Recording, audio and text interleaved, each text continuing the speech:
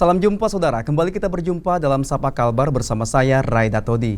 Saudara, listrik sudah menjadi kebutuhan utama dalam kehidupan sehari-hari. Di tengah meningkatnya kebutuhan energi, masyarakat tentu berharap layanan kelistrikan yang semakin mudah, cepat, dan efisien.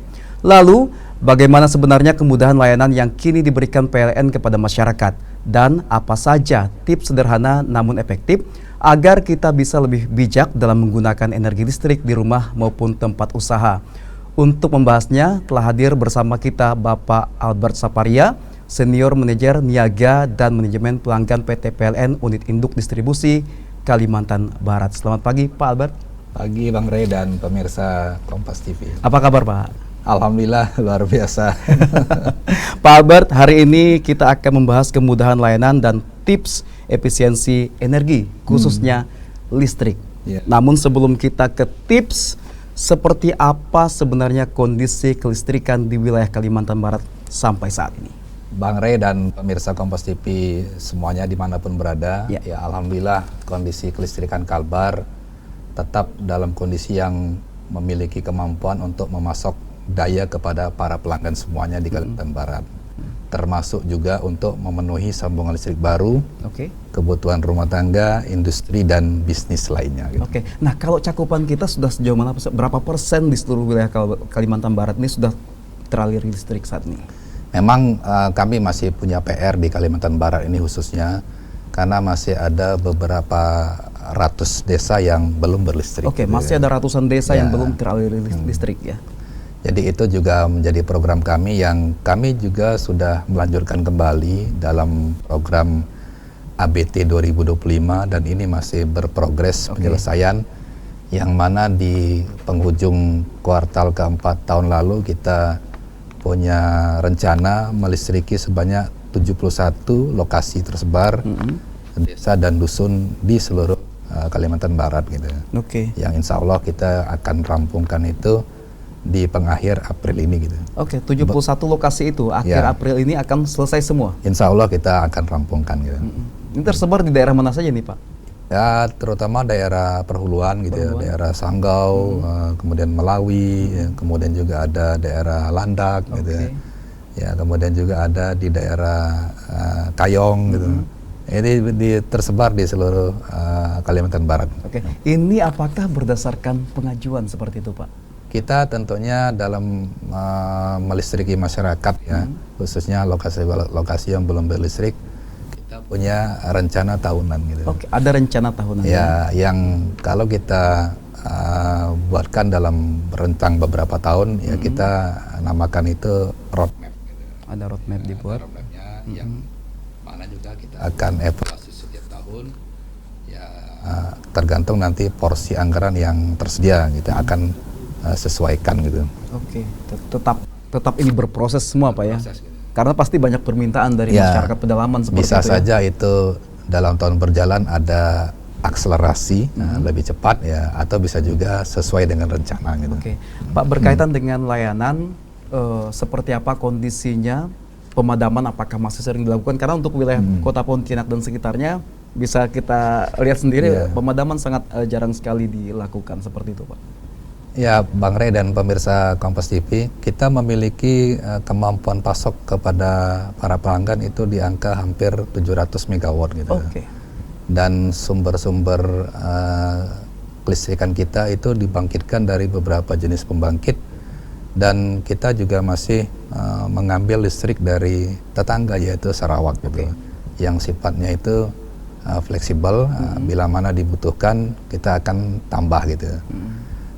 Kemudian untuk pemakaian masyarakat sendiri yang notabene kita ketahui kan beban puncak malam gitu, semua lagi hidup di lampu, pulang kantor gitu, itu di angka 600-an. Artinya juga kita masih memiliki kemampuan yang cukup gitu. Nah belum lagi di penghujung tahun 2025 kemarin kita sebenarnya secara Kalimantan ya, itu sudah menyatu gitu, atau interkoneksi sistem kelistrikannya gitu, sehingga bisa saling pasok gitu. Bila mana ada satu di antara sekian pembangkit itu yang terkendala, kira-kira begitu gitu. Baik Pak Albert, saya juga ingin bertanya ini karena pasti penasaran ya. Bagaimana sih kondisinya, pengaruh dari kondisi global saat ini, ada ya konflik di Timur Tengah terhadap kondisi kelistrikan khususnya di Kalimantan Barat. Ada tidak sih Pak? Ya kalau kita dengar-dengar di media kan ada namanya stok persediaan bahan bakar gitu ya. Kita juga ada namanya itu HOP gitu, hari operasi gitu. Hari operasi kita alhamdulillah masih bisa terpenuhi gitu ya. Tapi hari operasi ini berbeda-beda dari beberapa jenis pembangkit gitu. Ada yang PLTU, sumber energi primernya batubara. Ada yang PLTD sumber energi primernya itu dari bahan bakar gitu. Rentang waktu kita ya kita selalu jaga dalam jumlah yang cukup ya, di atas 10 hari lah gitu. Ya, di atas 10 hari begitu. Ya rata-rata secara umum gitu. Dan itu kan menjadi suatu siklus, datang kemudian digunakan, datang digunakan gitu. Nah, ini kan konflik global ini akhirnya berpengaruh juga pada daya beli masyarakat terhadap kendaraan listrik. Nah, ini sejauh mana ini pasti banyak daya yang dipakai. Bagaimana PLN juga menyikapi hal ini, Pak Albert? Terpantau dari pemakaian masyarakat, ya alhamdulillah masih kita dapat layani gitu ya. Karena kita di PLN ini sebenarnya waktu yang kritis itu gitu atau perlu kita perhatikan itu di jam-jam malam gitu ya, jam-jaman puncak gitu ya. Orang pulang ke kantor dan sampai dengan mungkin makan malam menjelang tidur. Nah untuk diversifikasi penggunaan listrik sendiri atau substitusi dari penggunaan energi lainnya, seperti kendaraan bahan bakar beralih ke kendaraan listrik. Ya kendaraan listrik ini kan tidak sepenuhnya charging dalam satu waktu yang bersamaan gitu. Dan chargingnya juga dalam waktu yang berbeda gitu.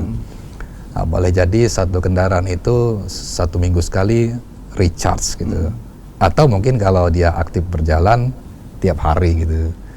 Nah kemudian rata-rata kalau kami pantau charging khususnya roda 4 EV itu kebanyakan di siang hari gitu. Di siang hari. Kalau di siang hari tipikal di Kalimantan Barat ini beban penggunaan listrik masih sangat rendah gitu. Baik Pak Albert, kita tahan dulu, nanti saya akan gali seperti apa inovasi layanan yang diberikan oleh PLN saat ini, apalagi di era digital nih Pak. Baik.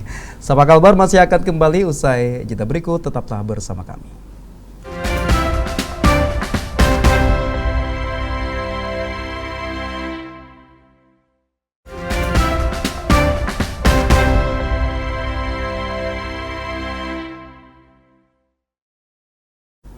Terima kasih Anda masih bersama kami di Sapa Kalbar, masih dengan tema kita kemudahan layanan dan tips efisiensi energi khususnya listrik ya, bersama Pak Albert Saparia, Senior Manajer Niaga dan Manajemen Pelanggan PT PLN Unit Induk Distribusi atau UID Kalimantan Barat.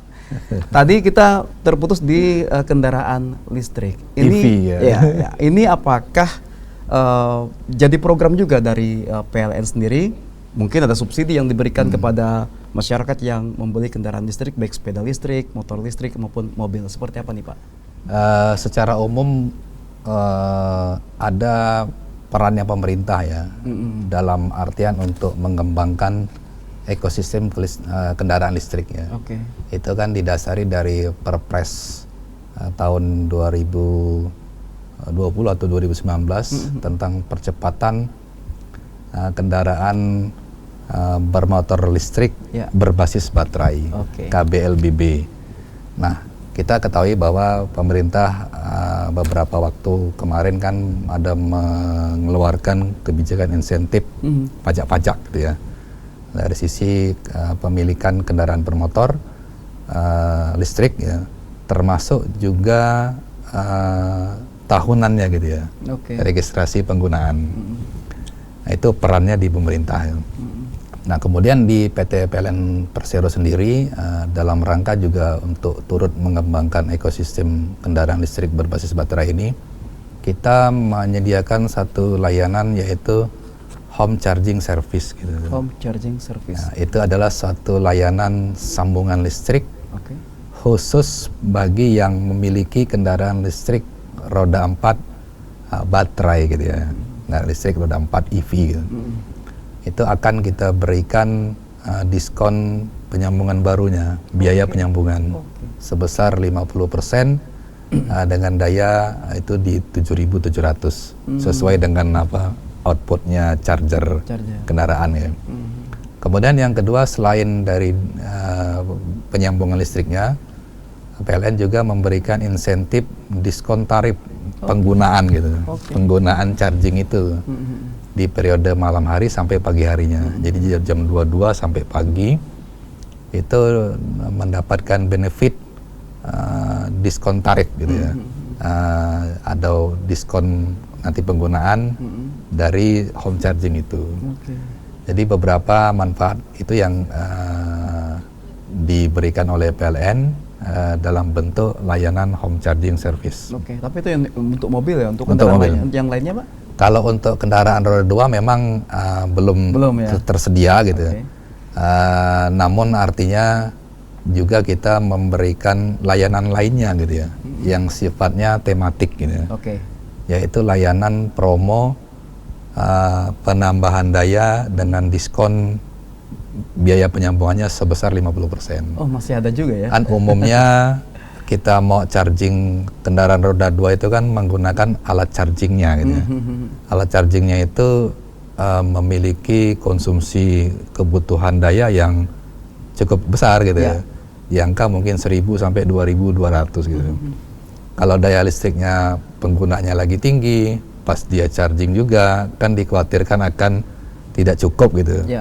Maka dia juga harus sudah mulai mempertimbangkan untuk ditambahin dayanya.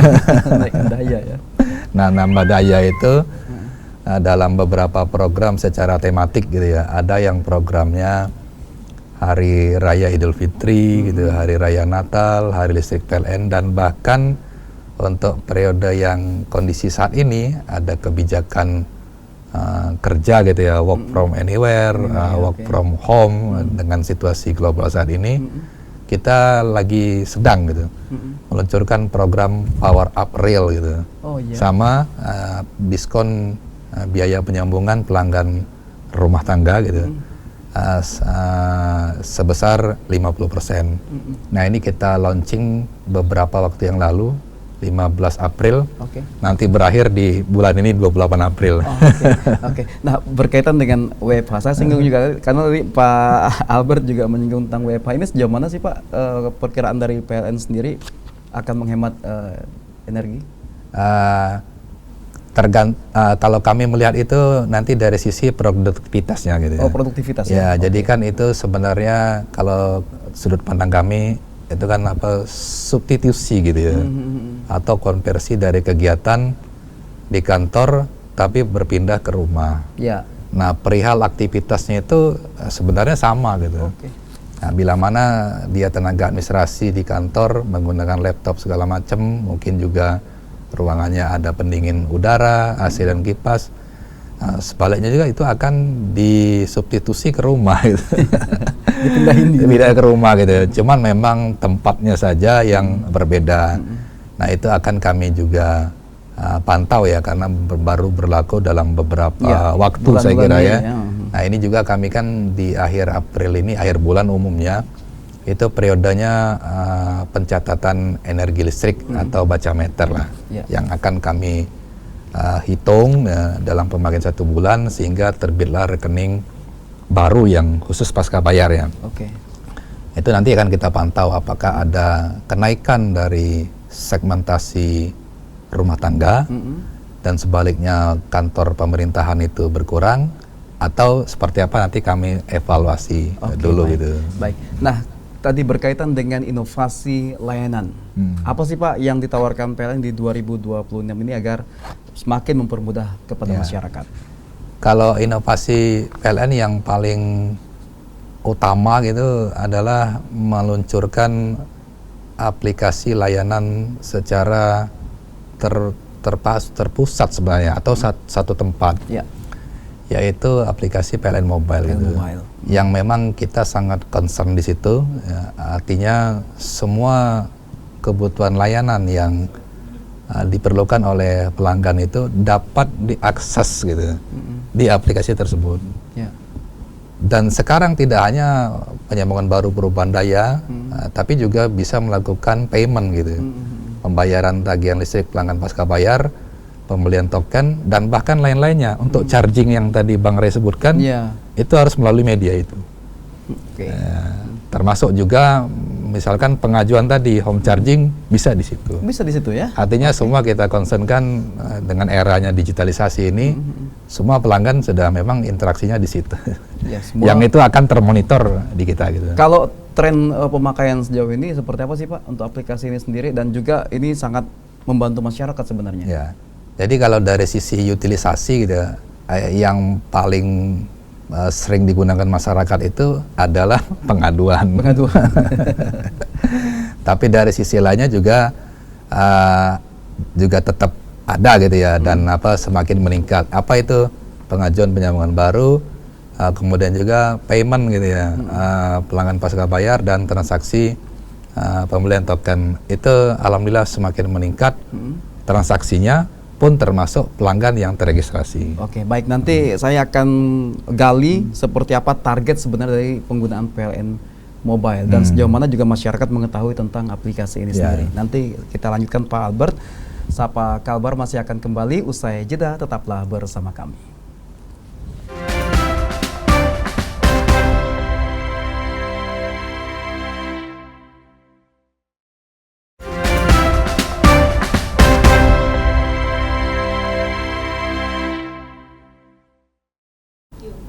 Kemudahan layanan dan tips efisiensi energi jadi tema Sapa Kalbar kita pada pagi hari ini, masih dengan PLN Unit Induk Distribusi Kalimantan Barat, ada Pak Albert Saparia. Pak Albert, tadi berkaitan dengan banyaknya pengaduan pelanggan ya di PLN pengaduan dan keluhan. Ya.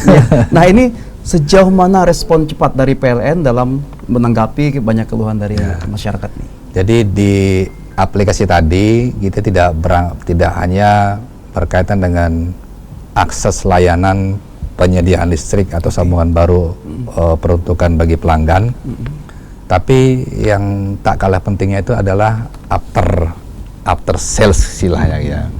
Artinya pasca menjadi pelanggan. Nah, kita sediakan kanal pengaduan melalui aplikasi itu, baik pengaduan padam ataupun yang kita namakan keluhan yang sifatnya tidak ada kondisi padam. Nah, itu cukup banyak gitu ya pelanggan yang mengadu di situ, dan memang kita sudah menggeser dari yang sebelumnya model konvensional, pelanggan mengadu harus datang ke kantor, pelanggan mengadu harus menelpon nomor kantor gitu. Sekarang dia seragam gitu. Ya, cukup mengakses di situ dan menginputkan beberapa pilihan pengaduan dan keluhan, dan itu menurut hemat kami cukup user friendly gitu ya, mudah digunakan. Yang penting HP-nya support gitu dan ada paket kuota tentunya gitu ya, untuk dapat menggunakan itu. Dan bagaimana cara kami memantau gitu, unjuk kerja gitu ya, atau performance dari respon petugas-petugas kami. Pas respon. Pengaduan-pengaduan yang masuk di situ ya sama seperti aplikasi layaknya kita pesan makanan online gitu ya. Itu ada waktunya, indikator waktu yang terpantau di situ gitu. Kemudian juga ada indikator tahapan yang sudah dilalui atau direspon oleh petugas-petugas kami. Dan bahkan pelanggan pengadut sendiri pun dapat melihat tahapan-tahapan itu, seperti petugas sudah menerima pengaduan, petugas sudah merespon, petugas sudah dalam perjalanan, petugas dalam masa perbaikan, dan kemudian juga perbaikan selesai. Itu dapat dipantau di situ. Nah, itulah bentuk peningkatan layanan yang kita lakukan secara berkelanjutan gitu. Tapi dari target jumlah pelanggan terdata nggak sih Pak berapa yang sudah menggunakan aplikasi itu? Kalau registrasi pelanggan kita untuk PLN Mobile itu di angka hampir mendekati 50%. 50%. Pelanggan kita saat ini itu ada terdaftar sebanyak 1,7 juta pelanggan gitu. Itu yang di Kalbar? Kalimantan Barat semuanya. 1,7. 1,7 juta pelanggan kita. Oke, 1,7. Tapi yang ini belum sampai 50%. 50%. Nah, itu juga karena kan memang mungkin ya ada satu orang kan memiliki beberapa rumah. Oke. Jadi karena memang aplikasi PLN Mobile itu satu aplikasi di satu genggaman atau device itu bisa diregister sampai dengan beberapa akun gitu. Oke. Atau Nah, ID itu gitu. jadi itu Jadi kalau Bang Ray punya 3 rumah bisa di situ. bisa di situ ya. Satu. Nah, itu bagi masyarakat yang mungkin sekarang banyak keluhan terkait kelistrikan bisa mengakses dengan download aplikasi itu PLN Mobile, PLN ya. Mobile dan termasuk tadi pengaduan apa segala macam, Pengaduan dan keluhan. bayar token juga bisa di Ah. situ. Nah, ini kemudahan yang sudah diberikan oleh PLN sendiri. Nah, lantas apakah PLN saat ini sudah mengembangkan energi terbarukan? Beberapa waktu lalu ada Badan Energi Nasional juga yang mendorong agar Kalbar juga mengembangkan energi terbarukan. Untuk di sisi pasokan energi listrik ya, untuk di Kalbar sendiri memang memiliki beberapa bauran gitu ya. Artinya ada dari energi fosil, Oke. yaitu PLTD ya, pembangkit listrik tenaga diesel, kemudian juga pembangkit listrik tenaga uap atau energi primernya batubara gitu. Kita memang masih belum banyak untuk bauran dari energi terbarukan, skalanya itu masih kecil-kecil dan sistem kita juga ada beberapa yang masih sifatnya itu terpisah dari sistem utama gitu. Oke. Khususnya daerah-daerah remote area, misalkan daerah yang perairan, itu belum terhubung dengan sistem besar. Betul. Tapi kalau sistem kelistrikan besar Kalimantan Barat sendiri, itu semua sudah terhubung dan sudah tergabung juga dalam Kalimantan. Nah itu ada yang diantaranya dipasok dari energi air, Oke. tapi skalanya mikro gitu. Kecil ya. Kita yang terbesar pernah kita miliki, itu di launching kira-kira beberapa tahun silam ya, mungkin di tahun 2010-an, itu PLTMH Merasap, yaitu Riam Merasap Yang gitu, di di daerah Sambal ya? Bangkayang. Itu outputnya pada masa itu bisa keluar hampir di angka 2 megawatt. 2 megawatt ya? Ya. Oke. Tapi sampai sekarang juga masih beroperasi, cuman mungkin ada penurunan karena memang hidro itu kan tergantung stabilitas debit air gitu ya. Kalau engine-nya sendiri masih beroperasi. Memang kita belum memiliki pembangkit energi terbarukan yang skala besar ya, khusus yang terbarukan. Kalau rencana ke depan ya berkaitan dengan kita dengar wacana dan isu, bahkan Kalimantan Barat sendiri ditetapkan untuk pilot project gitu ya. Nuklir ya kita sangat menyambut Ya, baiklah gitu 2035 kalau ya, salah, Pak, ya. sebagai alternatif nanti untuk penyediaan energi dan juga ya mensupport pertumbuhan ekonomi di Kalimantan Barat. Oke, baik Pak Albert, berkaitan dengan penghematan, ini sejauh mana sih peran masyarakat dalam penghematan energi? Karena Pak Menteri SDM juga kemarin juga mengeluarkan statement, masyarakat kalau sudah selesai masak ya matikanlah listriknya seperti itu. Tapi bentuknya tadi seperti apa sih Pak yang selalu digaungkan oleh PLN sendiri? Kalau dari sudut pandang manajemen energi gitu ya, artinya dari sisi personal ataupun ke rumah tangga, saya kira itu merupakan hal yang baik gitu. Artinya di luar daripada memang kita menghemat di sisi hulu energi primer, Ya. tapi kita sendiri selaku pengguna itu kan juga memiliki konsekuensi atas penggunaan listrik gitu. Artinya makin banyak energi yang dipakai, maka itu kan korelasi terhadap tagihan atau spendingnya gitu ya, pembiayaan. Nah kalau di rumah tangga sendiri artinya cukup menggunakan yang perlu lah gitu. Yang perlu saja, Ya, Pak, ya. misalkan kalau di rumah misalkan lagi bekerja di dalam suatu ruangan gitu, ya mungkin tidak semua AC dinyalakan gitu. Ya, dan bila mana juga rumahnya memiliki ventilasi dan masih pagi hari gitu, ya mungkin cukup kipas gitu. Ya artinya kan bijak menggunakan energi karena nanti juga akan kita sendiri yang harus juga